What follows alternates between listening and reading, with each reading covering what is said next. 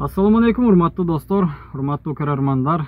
Биз өткөндө Subaru Legacy унаас келген эле, проводдору абрыв болуп кеткен.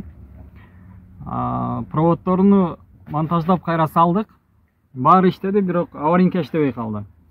Кийин аваринканы жасап чыккандан кийин печкасы иштебей калды. Печкасына плюс келбей калган экен. Биз аны издеп релесин таптык. Релеси как обычно, обычный релелердей болбойт экен, башкача реле болот экен, типа колесодой сыяктуу. Азыр силерге көргөзөбүз. Мынакей урматтуу достор, бул ошо печканын резистору. Бул жакта сары, кызыл вентилятор печкага кеткен. Бул жакта кара постоянный минус, кызыл управляющий.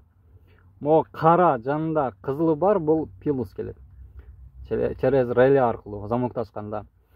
Муну издеп биз келдик, башка релелерди карадык, интернеттен схемаларды карадык, таба албадык. Релеси водитель жактан рулдун астында мындай болот экен реле. Как обычный 4 провод келет. Ушундай достор.